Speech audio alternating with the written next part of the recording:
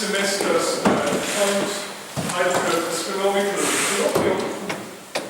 It is a pleasure to welcome Steve Longmore from the University of Liverpool. Maybe he explains us who John Moores is, maybe not. And he will talk about a subject that he has been studying for many, many years, the Galactic Center, in various wavelengths, looking at the stars, the gas, and you know what.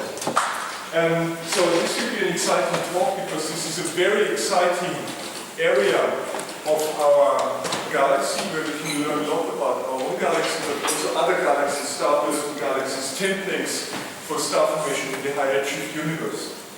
Before I give the words to him, let me introduce the speaker.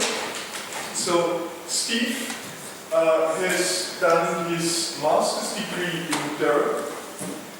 He's actually Australian, I learned, I did not know, growing up in Scotland. Then he went back to Australia to the University of New South Wales to do his PhD there. Then he moved to yet another continent, to the US, to the Harvard Smithsonian Center for Astrophysics for his first postdoc. Then he moved back to good old Europe to be ESO Fellow in Garching. And since February 2013, he has a permanent position. He's reader at the University of Liverpool, named after John Moores. Yeah. Okay, please go ahead. Is that it? Yes. Is that working? Excellent. Okay, well, thank you very much. I guess I better explain who John Moores was. It's actually quite a funny story. So, there was a very rich businessman in Liverpool called John Moores, who made his money something called Little Woods, which you might have heard of unless you're from the UK. And it turned out, so the university wanted to get money from him, so they decided to name the university after him. Then he died, and he didn't leave him a penny in the will. So he got a university named after him for absolutely zero money. So obviously a pretty good chap. Yeah, okay, so, well, it's wonderful to be here. It's nice to see so many friendly, familiar, and smiling faces. So I have to start by explaining why this is the most boring type of slide you've ever seen. And as you know, with Brexit, Great Britain is now seriously hard up for cash. I'm afraid you're going to get the low-budget version of the talk, all the way black and white, pure text. No, I'm just joking. The reason I need to leave a lot of space is to thank a huge number of people that have been working on the pleasures of Marathon over the years. I need to leave a lot of space because without these people, the talk wouldn't be possible. I'm particularly going to focus on the work, some recent work from the PhD students and postdoc in Liverpool. And for those with sharp eyesight, I want to point out that there's one character who appears in here multiple occasions. So this is the work presented here that Deep has been working on for quite a long time, for a number of years. So on the theory side of it a lot, we've been working on together. So, what is the point? Why are we interested? Why have we spent the last several years, our research time, looking into understanding what's going on in the Galactic Center? Well, I think it helps to take a step back and ask, why? What's the point? Well, the holy grail of, I guess, astrophysics and cosmology, we're trying to understand how we get from initial conditions of the universe. So, for example, we can back and see just after the Big Bang with Planck here, and trying success explaining the visible universe on the right, so galaxy populations. And I think one of the major successes over the last few decades is that we're starting to be able to look at this picture.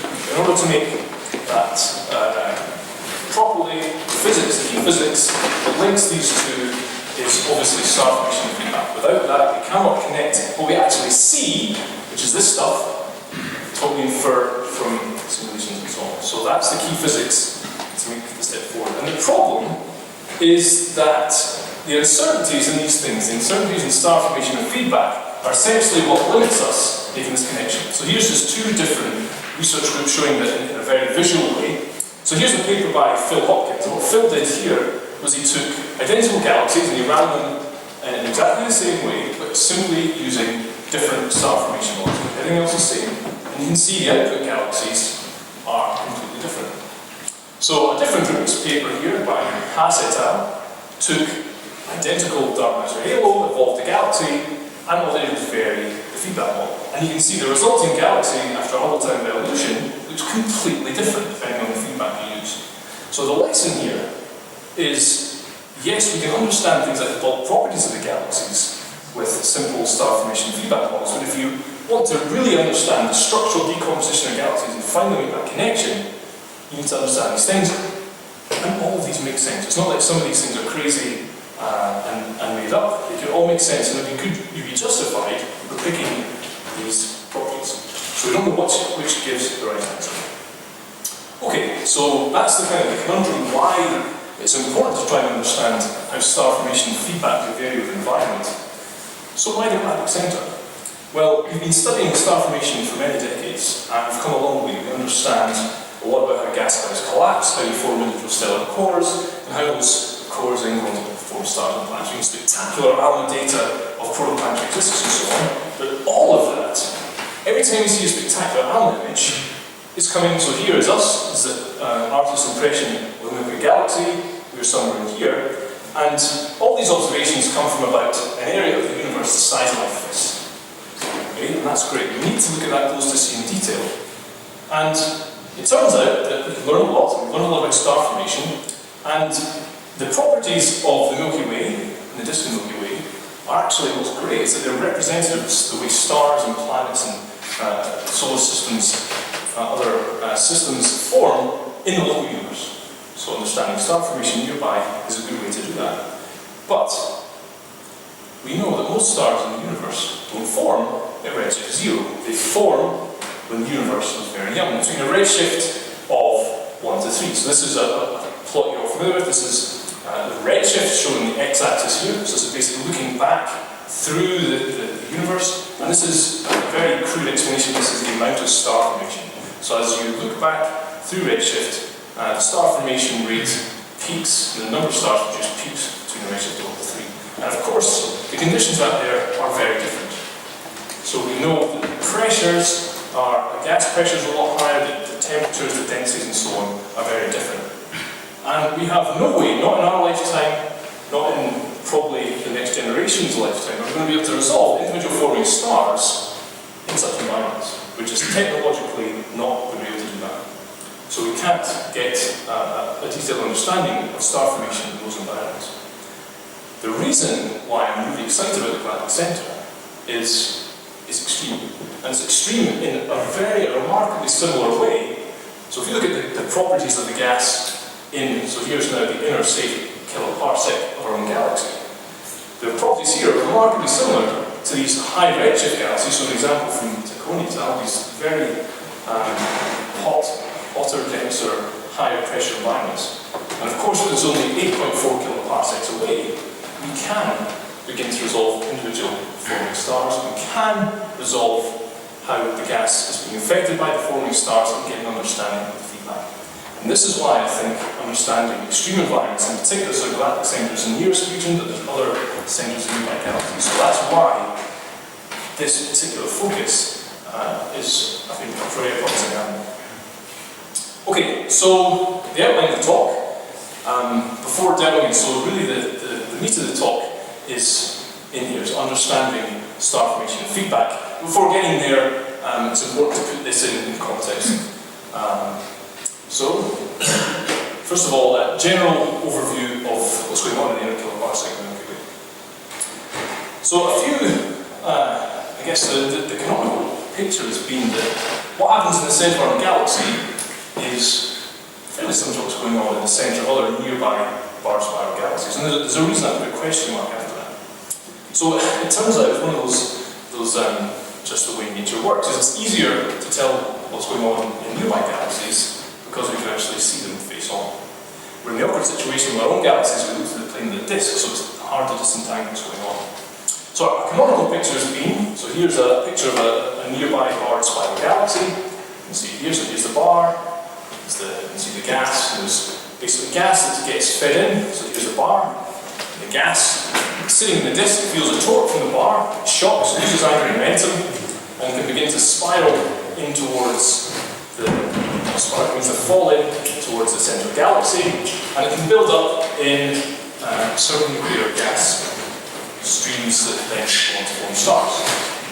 So that's been our picture, and that's helped us interpret our observations. So this is what looks like our own galaxy. Well, now imagine taking that. We're now going to be sitting somewhere out on the outskirts, and we're looking in directly through the plane of the disk.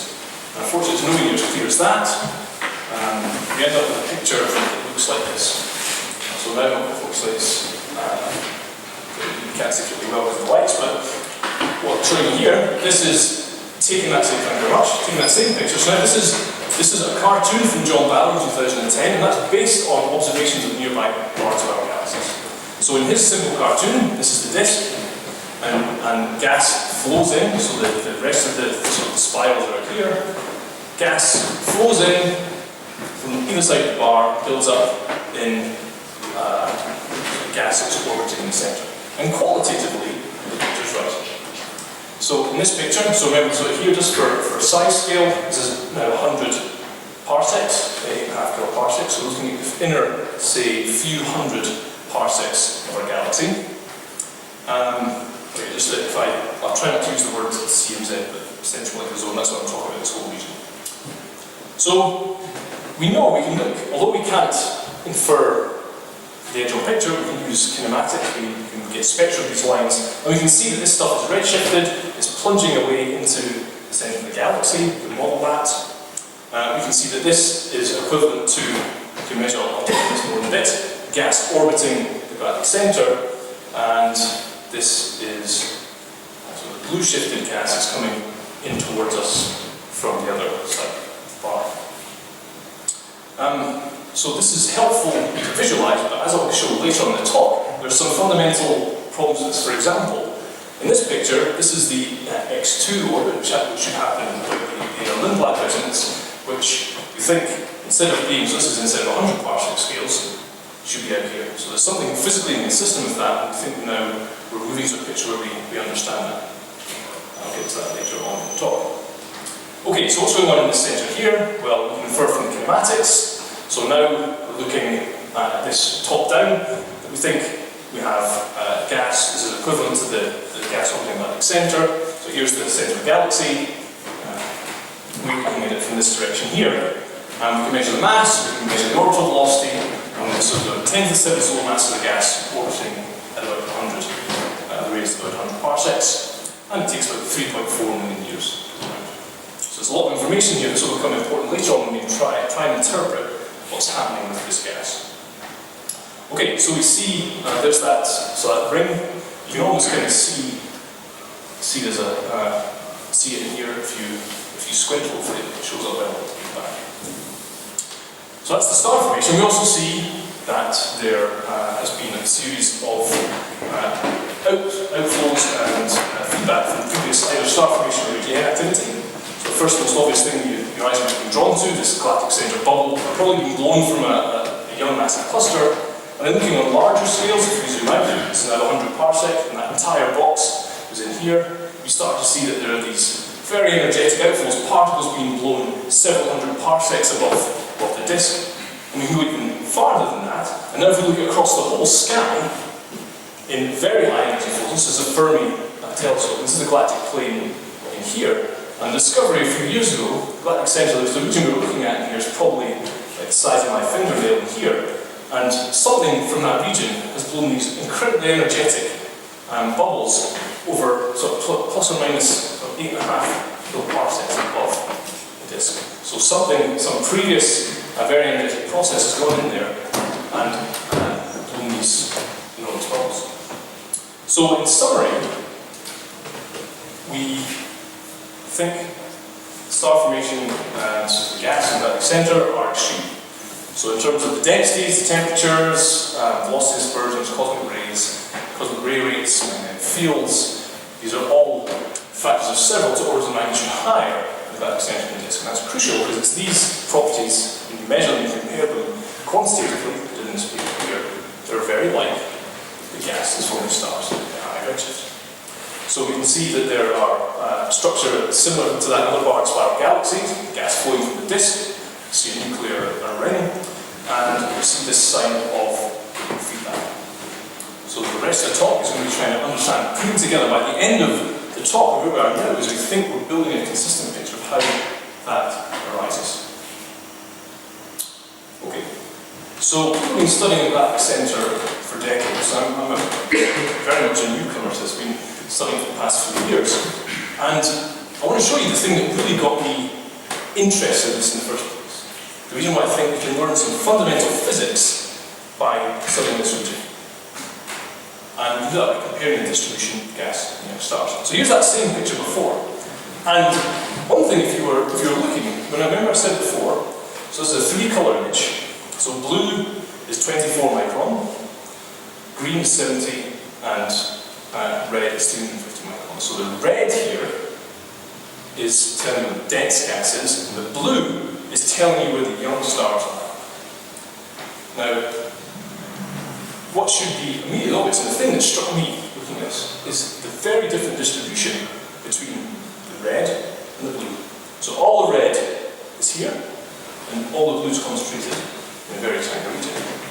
So why is that interesting? Well, let's compare two different regions. So let's compare this region. Remember, this is the gas flowing in, and this is the gas in that circular nuclear ring of star formation. And let's look at two properties. One, the mass of the gas, and two, the density of that gas. And when we measure them, we find that both regions have a similar mass of gas, and they have a similar density of gas.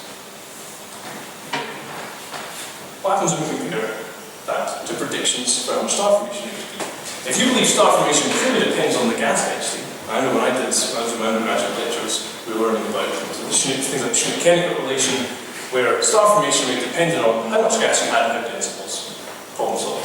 Well, you should have alarm bells ringing here, because both these regions have the same amount of gas at the same density, and you should predict the star formation rate 1 solar mass per year. What do we measure? Well, you can almost see this constantly here. There's hardly any, these things are foreground. There's virtually no star formation in this region, all the star formation in here. So something is very badly wrong. If you believe Schmidt-Kennicott is the answer, if you believe the gas density tells you where you expect stars to be forming, you better be worried simply just from looking at this picture. So this is not only found in our own galaxy, but for example in the recent work with PAWS, you find similar things. Gas streaming in other galaxies is also very deficient in star formation. What tracing do you use to measure the star formation? We use many. We've used free emission from WMAP. We've used volumetric luminosity from Herschel. We've used counting YSOs. We've used all of the extras. If you go to the Kennicott Evidence Review, there's a list of extra galactic traces. We've used everything we can, and all get a consistent result within a factor of 2 in terms of the measured star formation rate. So if you know of any others, we've even tried doing things like lasers, which are not, they're not very good quantitative measure. Everything that we've looked at is... The traces on different timescales we can send. Yeah, so the traces we're using are sensitive to timescales up to a few million years. So as I say, it's an excellent question. And basically where we'll get to at the end is this is telling us something about that there's a cycle in here, and we're sampling a particular stage of that cycle. So it's a very insightful question. Yeah, so the basic answer is this is a robust result in our robot trace sheet. Okay, so we've got this enormous reservoir that's not forming stars, and yet we've got this region here. So just I'm going to zoom in now on this portion of the Galactic Center. So here now, just to this is work by my PhD student Ashley Barnes. So zooming in, and just to confuse you, he's inverted the colours here. So now blue is the molecular gas, and red is the ionized gas. And so what he's done is he's gone to all these different clouds here. So he's used Herschel to get a dust map, to get a column density map, and taken the mass of each of these molecular clouds.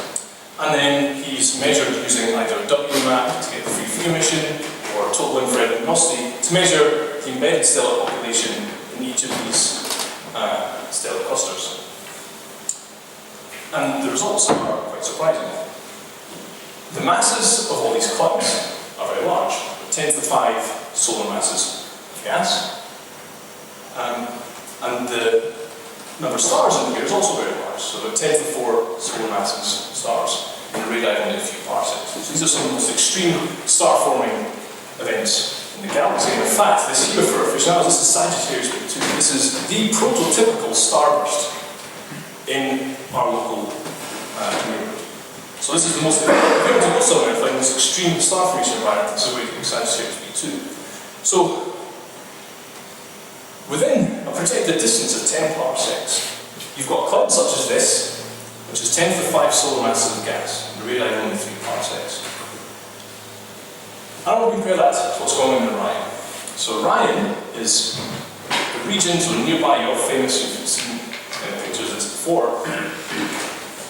When you try to understand high mass star formation, this is where you point the telescope. So Orion has 10 to the 5 solar masses of gas in a radii of 50 parsecs, and it's forming a whole bunch of very massive stars. Somehow the universe has managed to take all of this gas, and we compare it to what's going on in here, has managed to take all of that 10 to the 5 solar masses of gas that's spread over 50 parsecs and compress it down into a radius of only 3 parsecs and stop it forming stars. Now, if you believe that density is the answer, going from compressing this amount of gas into that volume, it should be forming stars like crazy. It shouldn't be able to get into that situation. So something is going on. So we've got basically a star formation paradox, and this is what we've been trying to solve for the past few years. So the paradox is this. We have, on the one hand, the largest reservoir of dense gas in the Milky Way, and it's underproducing stars by 1 to 2 orders of magnitude compared to its emissions. On the other hand, sitting right next door, a very small fraction of that is forming stars in the most violent event in the universe, in our galaxy. So what's going on?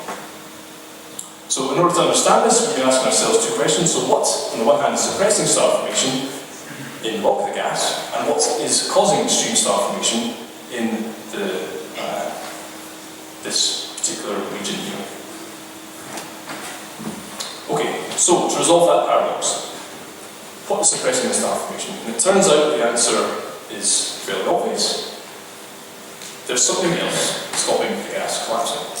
So in a paper a few years ago, we investigated what that might be.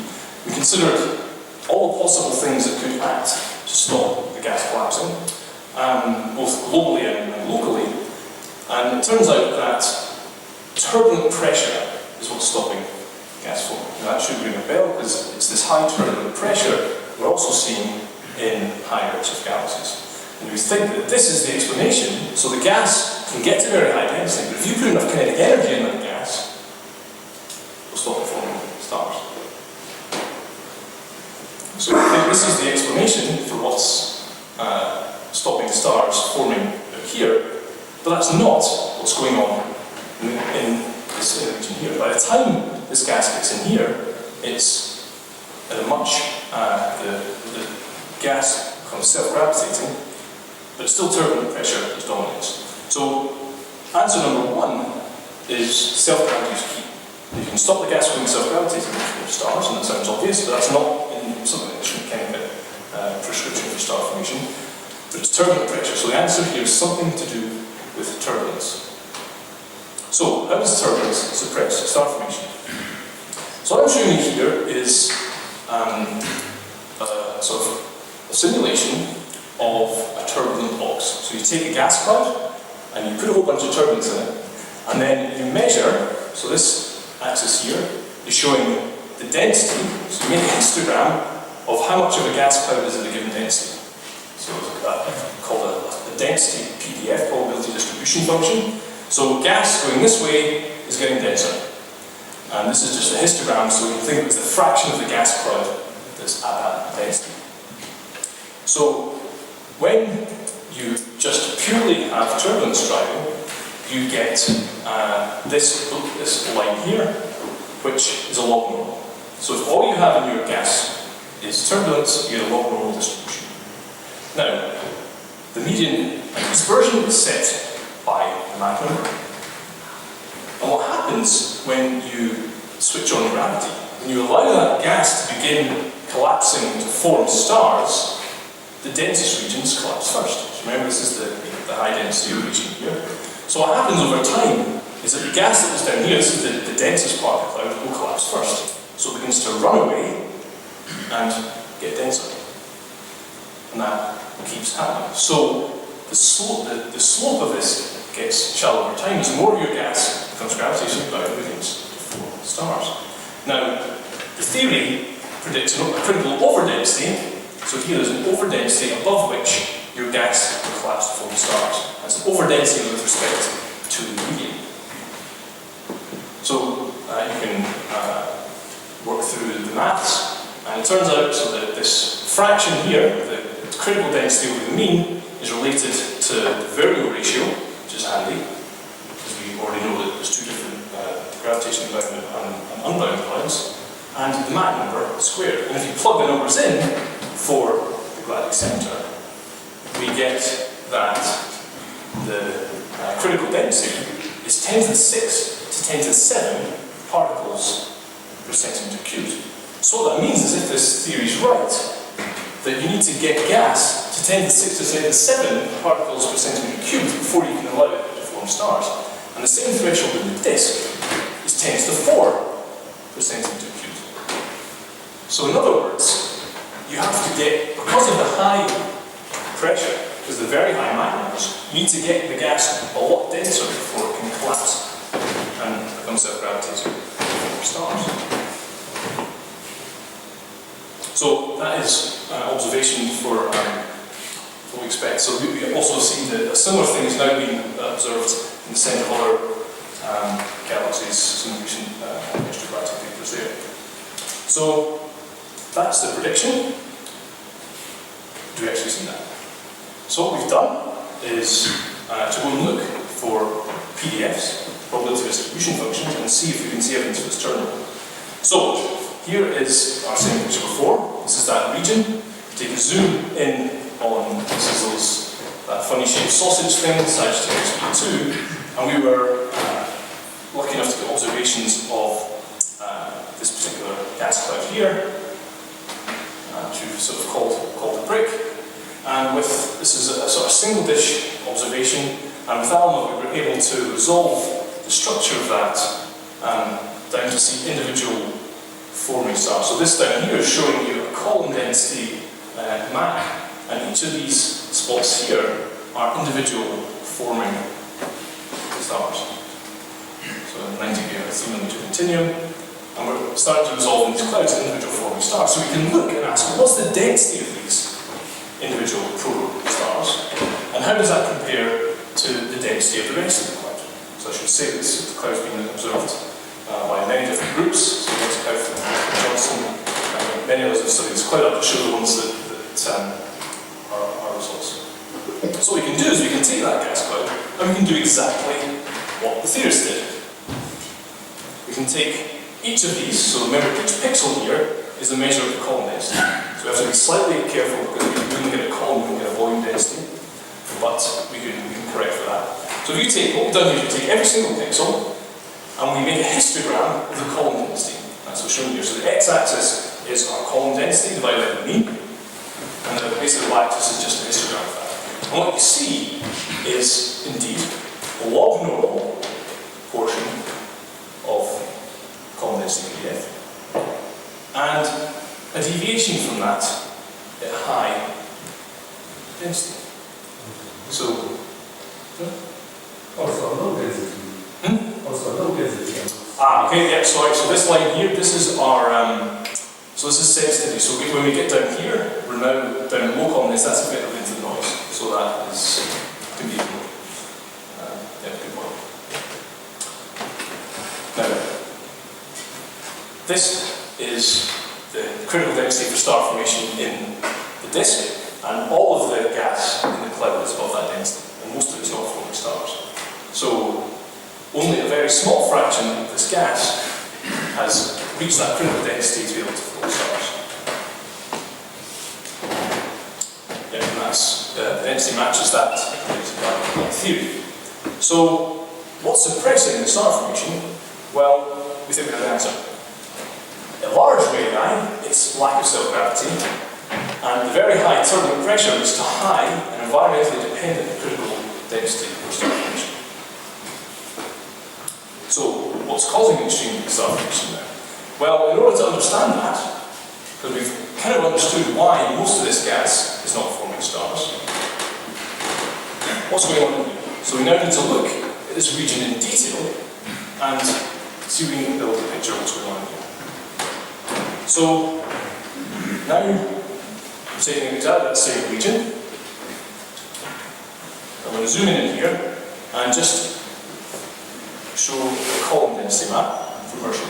So now the blue is showing the gas column density. Dense gas column density in blue. So for orientation, there's that funny brick-shaped cloud, Sagittarius P2, the centre of our galaxy is somewhere in here. And what our approach has been, let's compile all the observational facts we can about this region and try and build them together into a consistent, coherent picture of what is going on in terms of the star formation and feedback. And then that way try and understand why we've got these extreme starburst events. So, list of facts. Fact number one, this is really important. When we take any spectral line cube, so you can use CO, you can use ammonia, it doesn't matter.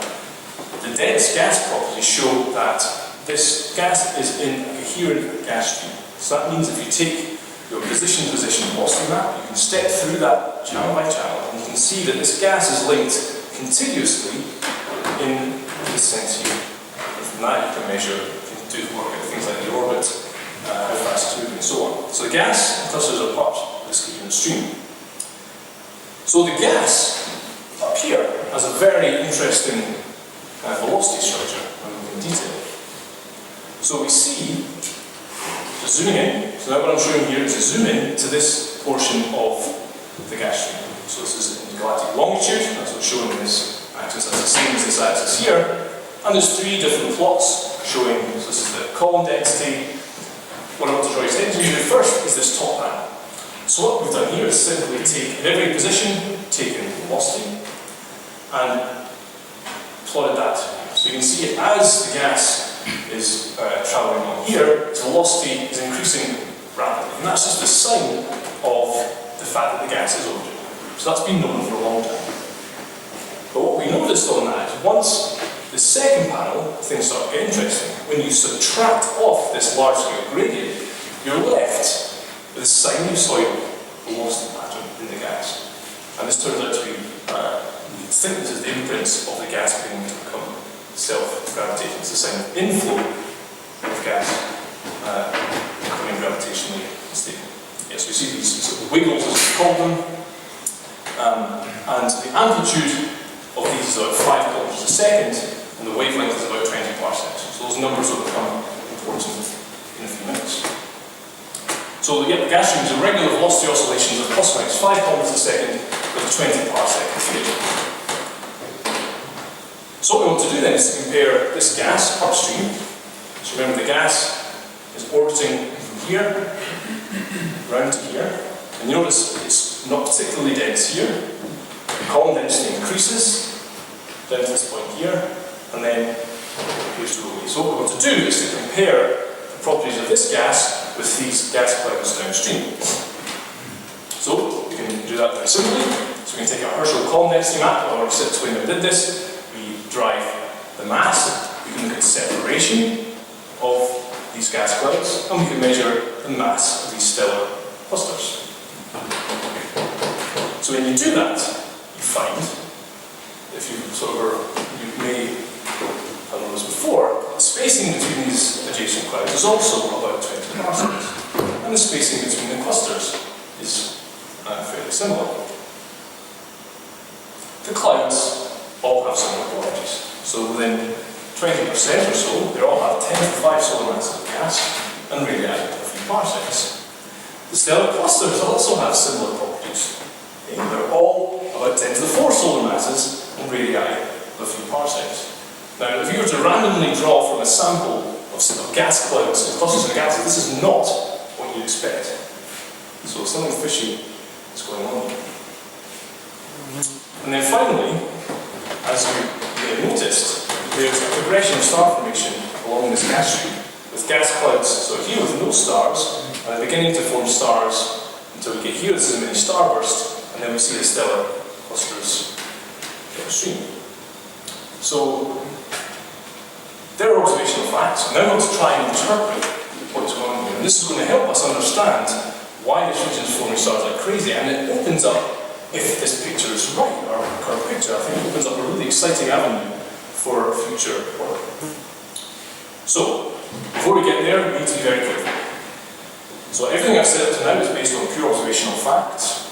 But now we're going to start interpreting this. So I'm going to basically wave the flag and say, now you should start being careful, because what I'm saying is, it's to some extent conjecture. I think we can back up a little bit. But I'm going to try and help for the rest of the talk. I'm going to colour things. So everything from now on, if I say, if it's show something that's in green, that's based purely on observations. So I can point to an observation and back that up. I'm going to now start, everything I show in blue is going to be based on an assumption that we're going to make. And that assumption is that, so here, here's the assumption in a minute. So, to have a look, just as a reminder, this is that gas cloud.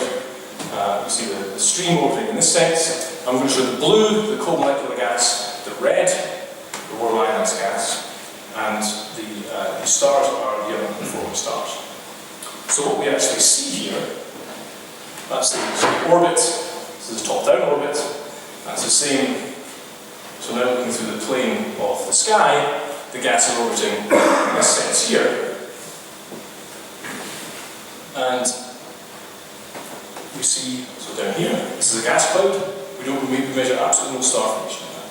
So at this point in the orbit, there's no star formation. As we progress down the orbit, so for example here, we start to see an embedded protostar. As we progress farther and farther around the orbit, we start to see more and more star formation, until in here we know we've got a whopping cluster. As we progress even farther along the orbit, we start to see the cluster, and now there's no blue. It's beginning to blow away the surrounding gas, and you see the H2 region is being blown by the cluster, getting bigger and bigger. So what we think, and this is our assumption, we think that we have for the first time a conveyor belt for star formation. To put that in a different way, we have individual snapshots of the star formation process in clouds, and they're all in the same environment. We think they've got the same initial conditions, and they're all in the same high pressure environment, which is like that in Iris universe.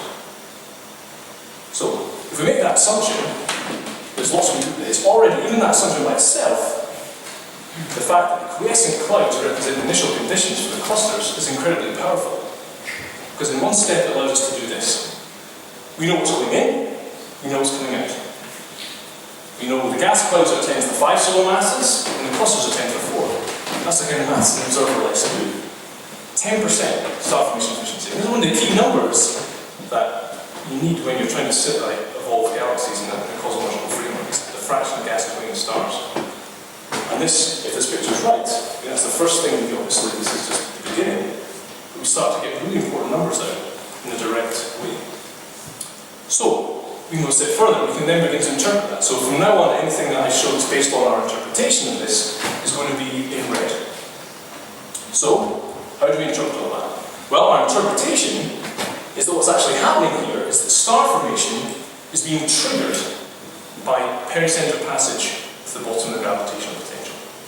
So remember I said before that the gas is sitting there, it's kind of close to self-gravitating, and once the gas goes past the pericenter, it gets compressed and it goes to form stars. So that's our interpretation, and we've been working. That idea sounds all well and good in principle. So here's just as a reminder, as a kind of recap of what we think is actually going on. So this is our orbit, center of the galaxy.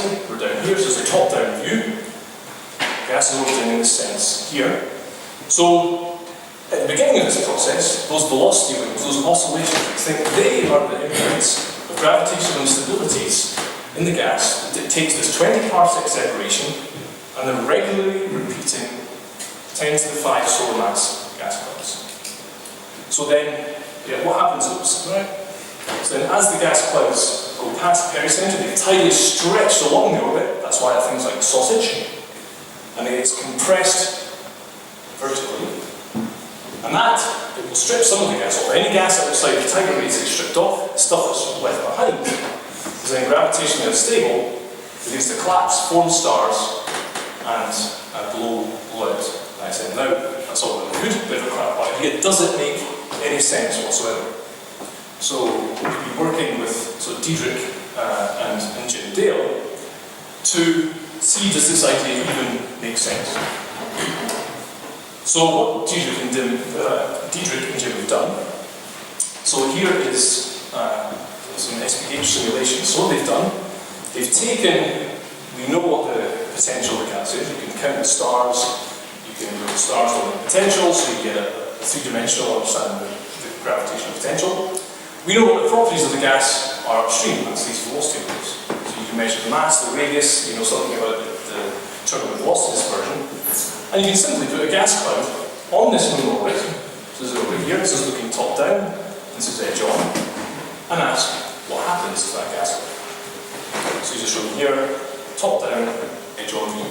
And the beauty of this is that we can stop the simulation at one point in this orbit, and we can directly compare the simulation to what we've done. So that's exactly what we've done. So we stop the simulation here. This is now, this part of the simulation, it corresponds to this part of the Galactic Center. We fed up with this diagram at end finish. And so what we did was to take the first output of their simulation, so there's no sort of tuning of this, we just ran it through, does it look even vaguely like it, and compared. So this is on the left, the observation, the simulations. This is showing a column density map, size scale here. So this is the numerical simulation. You stop at that position in the orbit based on those initial conditions, the column density map. So this is that same gas cloud we looked at before. We took it there because that's the cloud with the best data on. Of course, we do this for any that makes sense to do this one first. And so when we actually got our Allen data, we were, so this is now the Allen data, so column density scale and size scales have been matched. And we thought that it matched pretty decently for a start.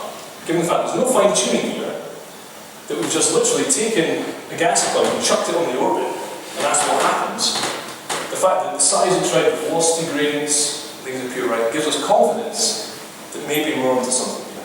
You know, there's lots of caveats in here, the simulations, there's lots of physics we've seen from the simulation, you don't have feedback and so on. Nevertheless, so the reason we can stop the simulation, because there's no star formation here, so that's why we're confident that the feedback will affect the gas. But we think, this idea is not crazy. Maybe this really is what's going on. We do have a bit of star formation, which is really exciting. You know, so we've been working to do some more statistical comparisons between the two. So, what is causing extreme star formation? Well, we think it's high turbulent pressure. That's what allows the gas to get to very high density without forming stars.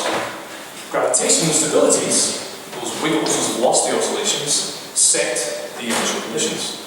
Then compensations that have a density greater than the tidal density at pericenter passage then can collapse and form stars. Okay, so the next bit at the top is if we're right, what can we do with this? And this is where, so that our group in Liverpool is really trying to move ahead. Trying to, number one, to test this, can we break it? If we can break it, we can all go home to bed and think about something else. If we can show it's right, how can we get to understanding what we're really after, which is the physics of star formation feedback. So, our approach is the following. We're taking three things. We've got this idea, this concept of the conveyor belt. We've got these high resolution and sensitivity data. So we've got a whole bunch of Allen time, a lot of SMA, as an SMA legacy survey, so we call these clouds, and we've got numerical simulations. And what we hopefully do is to tackle some of what we think are the really key open questions in star formation and feedback, particularly in these high pressure environments. So what can we do? Well, this is what I would argue. If there was a holy grail for star formation feedback, it would be this. What we want, and then we can all go to the pub, is to be able to take, if I was to give you a gas cloud with some local gas properties, then you'd be able to tell me how that would determine the initial conditions of the gas, how that would then result in the mass function the stars produce, or what fraction of the gas went in, how the feedback comes out, and how that then in turn sets the local gas properties. This is what we want. Now, obviously, in detail, we care about how the planets pop out and so on. So there's a few. But this, I would argue, generally is the framework that we're all aiming towards in star formation. So here's how I think what we're doing, if we're right, can really help us make a step forward. Well, we need to know all these things. And of course, the problem is, anytime you do star formation, you only get a single snapshot of a process that lasts a million years. So there's no way, you either know this really, really well, but you don't have a clue what's going on down here, because that's a million years later. Or you observe clusters, and you've got some idea of what the initial mass function is, but you've no idea what's going on here. The fact we can link these up is really powerful. So here is our problem, and if we're right, we have the initial conditions. We can measure it. We already have it.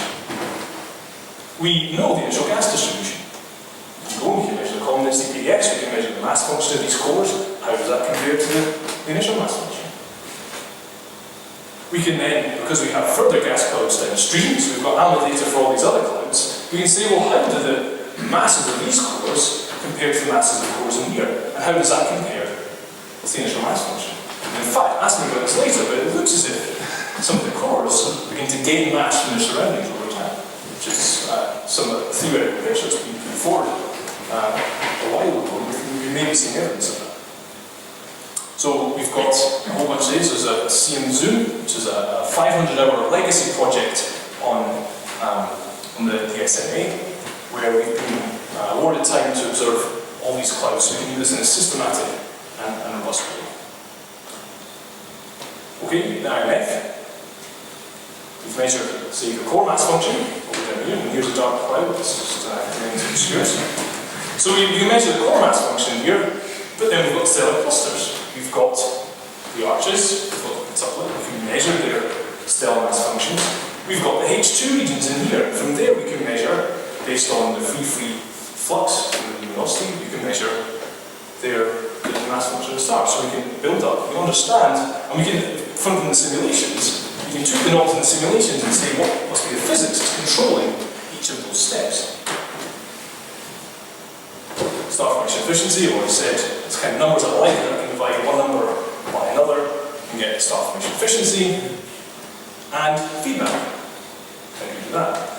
Well, here's that same picture that you're all sick and fed up of now. And because we've got the observations, we can directly measure all the relevant pressure terms. We can measure the ionized gas pressure. We can measure the direct stellar radiation coming from the stars. We can measure the reprocessed radiation from the dust onto the surrounding environment, and on. We can measure those direct pressure terms. We find that the ionized gas is interested, dominates by 2 orders of magnitude. And bearing in mind this is the same. Yeah. What assumption goes into converting free emission to a gas pressure? Because NKT. no, there's a filling factor. Well, did we resolve these? No, you didn't resolve distributions. The filling factor is 10% by order of magnitude. Yeah, 10%. If it's 2 orders of magnitude higher, I'll take 10% uncertainty, which is fine. So this is the fact that it dominates by 2 orders of magnitude is, I mean, if we were talking about 10%, I wouldn't bother putting this up. The fact that it's 2 orders of magnitude higher gives me some confidence that, now we can argue over numbers of actually true. I could believe these things are all by a factor of 5, no, like easily, for those things. I mean, if there's some reason it may well be something I missed, I'd be happy to chat about that afterwards. But this is the sort of thing, at least we can have this conversation, right? At least we can argue over that, because we can have something to measure. So that's one thing.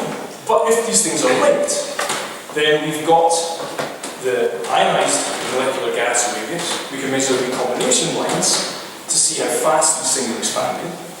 We can compare the size as a function of time. So we can see how quickly these things are expanding into their surrounding environment.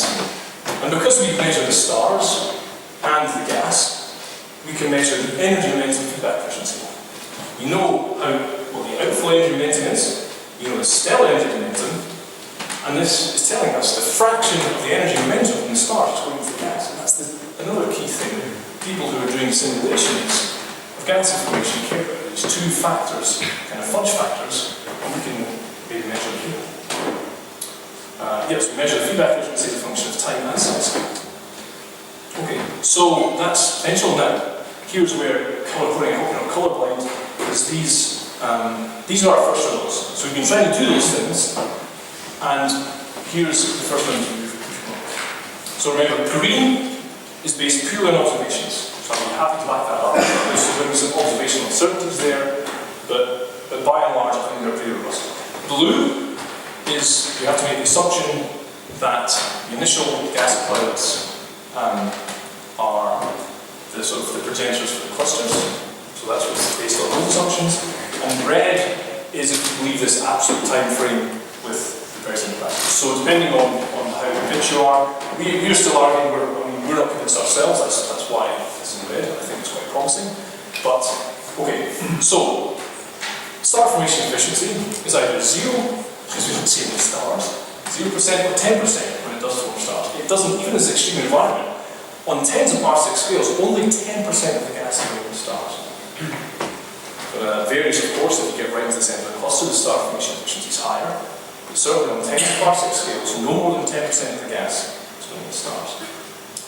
So the star formation rate is fundamentally incompatible with purely density-dependent star formations. So whether that's Chemochenica, whether you want to have a column density threshold, whether it's the mass, purely the mass of molecular gases, are fundamentally inconsistent. They do not work in the Galactic Center. Notice that's in green. So they are broadly consistent with environmentally dependent predictions. So these are volumetric relations, like the McKee, Crumbles and McKee is the work that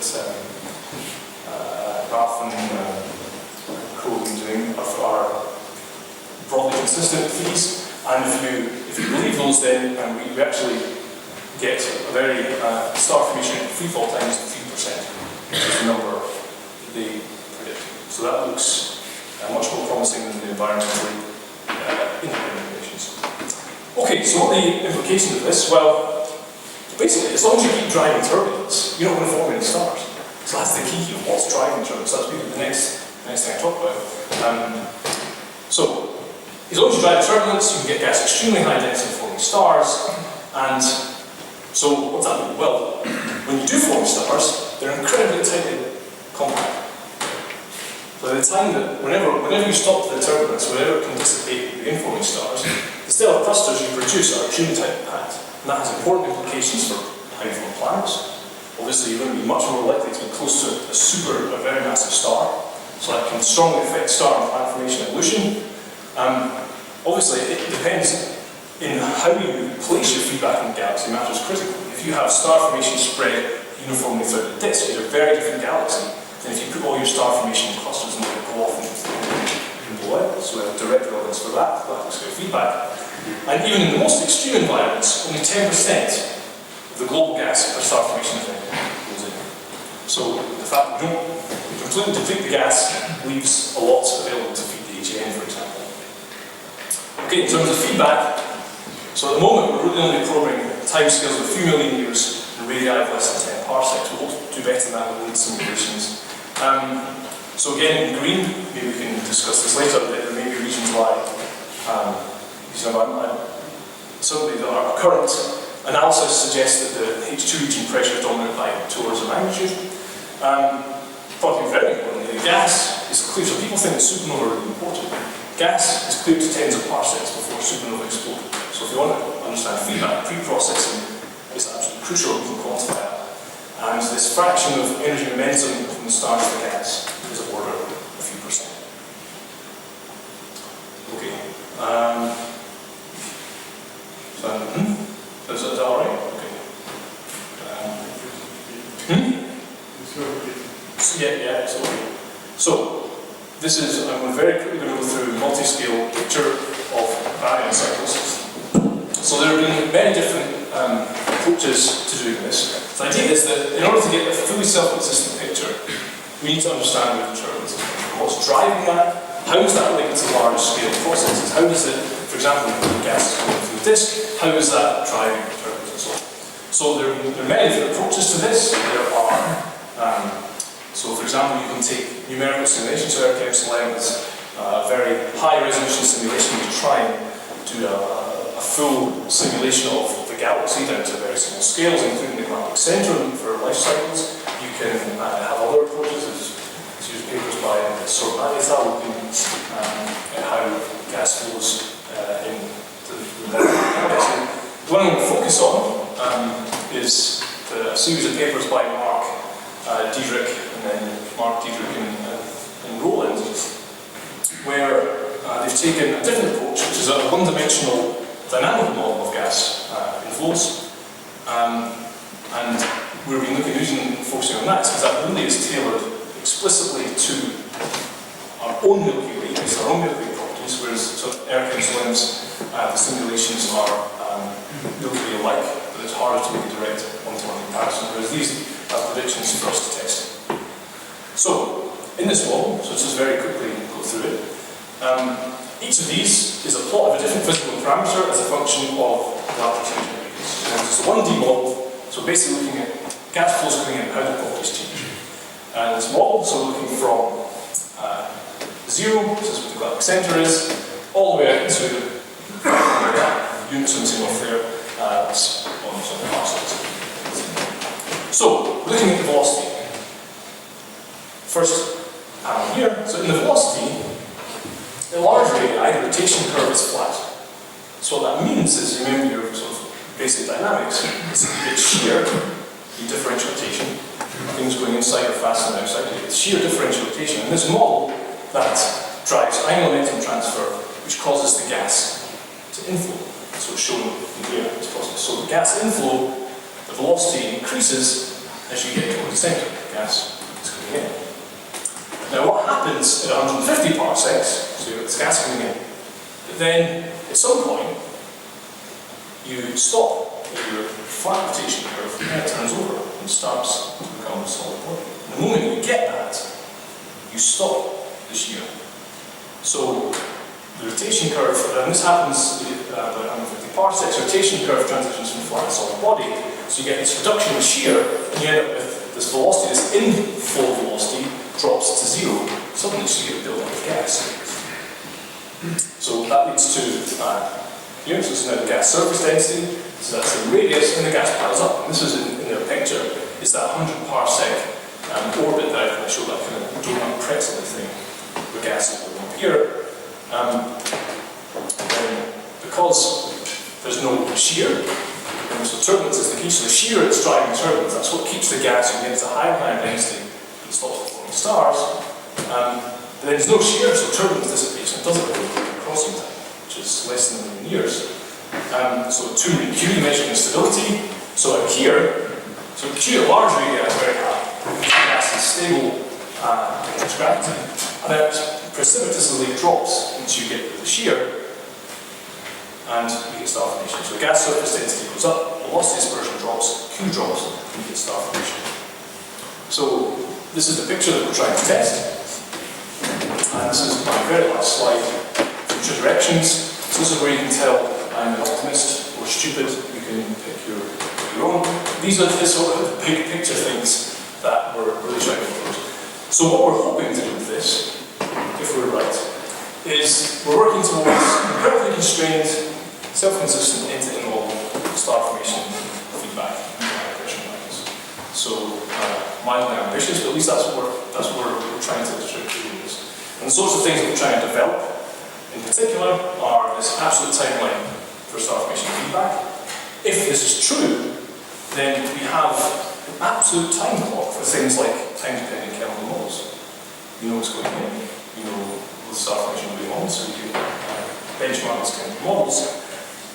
Because we're forming so many stars, we expect to form things like a crystal star. Many stars have several solar masses. And we have no idea how these things form. They're very important. So we'll be able to study those. And then finally, working with theorists, comparing to what they've been doing, we want to put this in the bigger picture of mass flows and energy cycles of galactic centers. So hopefully in longer term, if we can understand this from protostellar scales and kiloparsec scales, we'll be able to understand things like where AGN feeding bottlenecks are, how do you get gas from the disk to the center, how do you fuel and dry winds, how you build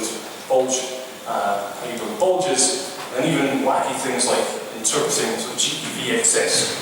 It turns out that high-end astrophysicists need to know the 3D distribution of the gas, so you get things GeV excess and things like Fermi, but it could be dark matter annihilation, it could be an astrophysical interpretation, and it's crucial, this three-dimensional distribution of the gas. We need that to interpret our observations. So there's a whole bunch of things that we're trying to do here. So yeah, we're quite excited about that. And I will leave it there. Thank you so much for your attention on this.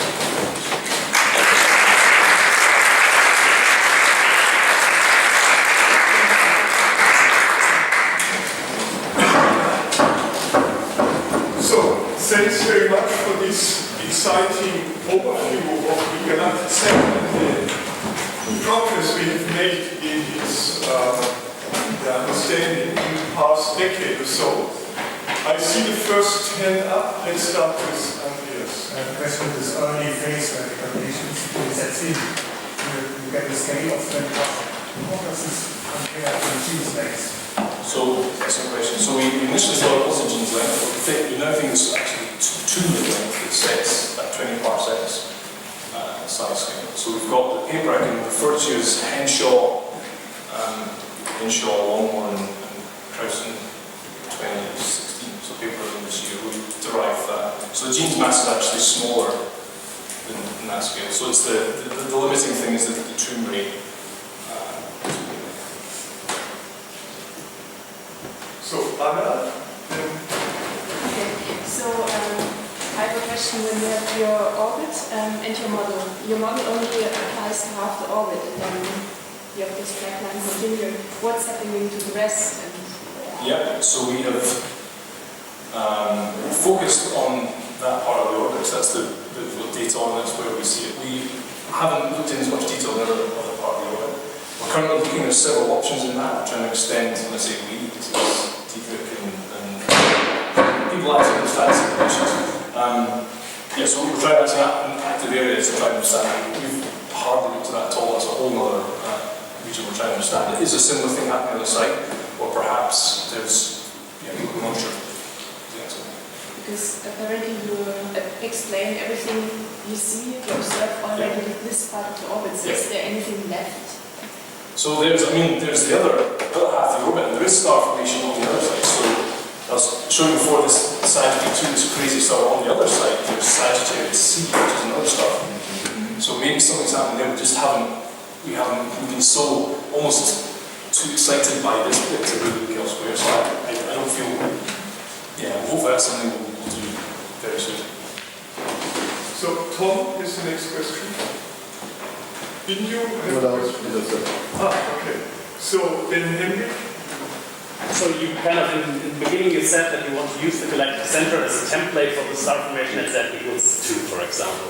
But if I now average over the whole central molecular zone, the star formation efficiency is very low. And whereas at Z equals 2, the star formation efficiency is very high. So how to get over this? So it looks like everything is like ZB2 or some tiny block.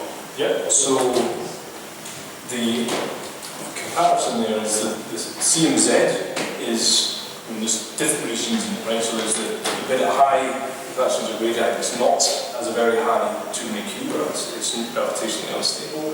And the gas in the center, which is gravitationally sort of Q equals 1. So that's probably more similar to what's going on in high redshift universe, where these are sort of close to gravitationally bound gas clouds. But in the central region, isn't most of the time no star formation like the Brave and the 2 other ones, and only in ZB2 it takes place? So even if you average over that area, the rate is slow. So this is because if you could take that, if you could average over that whole, so what you need to do is average over that whole life cycle, right? So what you can do, and why this is so powerful, is because we can see the clouds that aren't yet forming, and we can see them that are forming. When you look in the high rates of galaxy, you see that whole process, you see that whole life cycle. That's why when you put down a aperture, a kiloparsecs typically, right? So which is the same kind of size, slightly larger. It's clear that high redshift galaxies are way scaled up. So in terms of absolute masses, we're talking about different things. But in terms of normalized properties, we're talking about the same thing. Now, when you look in high redshift galaxies, you're sampling over the whole star formation life cycle. Now, I bet, in fact, I put money on it, and I'm Scottish, I don't lose money, and the fact that you won't be able to test this, but I bet if you were to look in detail in some of these, there have to be some bits of the gas that are forming stars, and some bits that are forming stars like crazy. It has to be. The fact that you measure a very high gas mass and a very high star formation, it says there's both there, but they're just convoluted in your beam, right? So, Eric, are you seeing the question? Yeah. Please go ahead. So you didn't mention, how do you estimate the radiation pressure in the region? So we followed exactly the same analysis as Lopez. So we worked with Lopez, Combos, and people who've done it for a bunch So of that radiation pressure ends up being pretty different from what you get if you do careful analysis with radiation. Okay, so that I know of. So we've actually, so there may be, we've just done the dumb thing. In their paper, they've got direct observables to. Well, they're not exactly direct observables. You can be off by 1 or 2 orders of magnitude. In that case, we need to revisit that. Thank you. So I'd be very interested in that. So we've literally just repeated what they've done. So this is ETA. Perfect. All right. Good. Yeah. So if there's systematics in there, it'll be very Systematics, yeah. But here, So you said that the sample is highly turbulent, and I'm wondering what triggers the turbulence. Why is it so highly turbulent? So it depends who you speak to. So Diedrich here, he's giving talk about that. But in their model, it's this kitchen sink instability. So Montenegro, so acoustic waves that drive the high turbulent pressure. Okay. Because I have to admit my ignorance, I don't know what are these instabilities, but in our simulations we found that the whole region is unstable for an instability that we found. It's called the Winkel instability. So maybe it's the same thing, but it really looks what you are looking for. So I don't know if it's the same thing. It's the same thing. We need to compare in detail, but from what you described and what Val described earlier, it sounds great.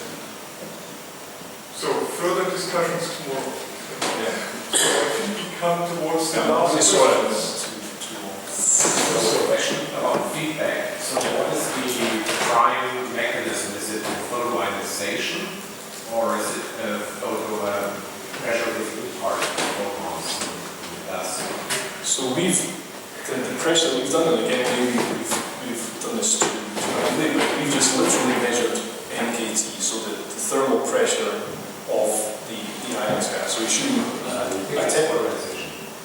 so we basically assume 10 to the 4 Kelvin, we get the number density from our observations, and we get the pressure, and we compare that to it. So that's the pressure that we're assuming is trying.